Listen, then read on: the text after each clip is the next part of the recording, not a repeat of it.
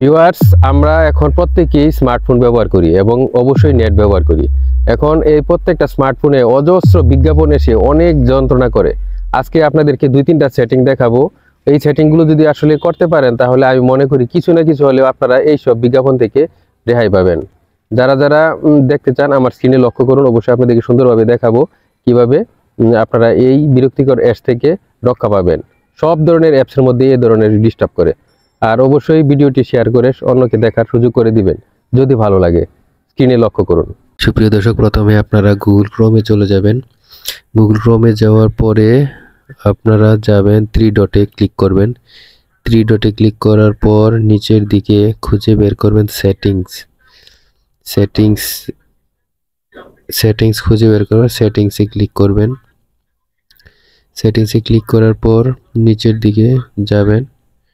নিচের দিকে যে খুঁজে বের করবেন প্রাইভেসি অ্যান্ড সিকিউরিটির মধ্যে তারপর আপনারা খুঁজে বের করবেন অ্যাড প্রাইভেসির মধ্যে ক্লিক করবেন।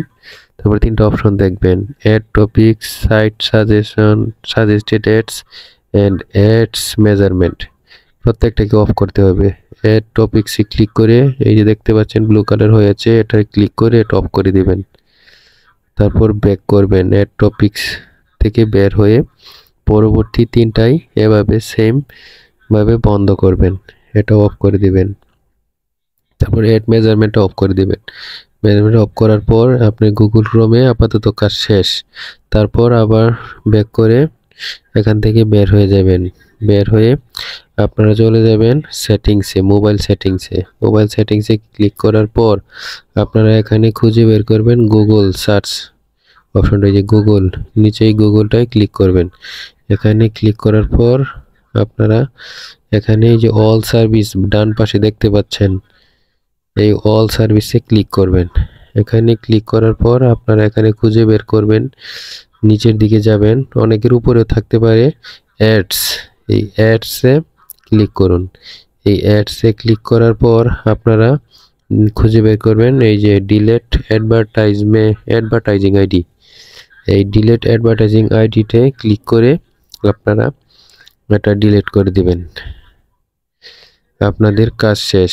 এই কয়টা সেটিংসের জন্য অনেক ধরনের অ্যাডস আপনারা আপাতত মুক্ত পাবেন। অনেক ধরনের মোবাইল আছে যেগুলো আসলে সমানে অ্যাড শো করে, আপনি অ্যাপস না ইউজ করলেও। এই ধরনের সমস্যা থেকে আশা করি মুক্ত হবেন।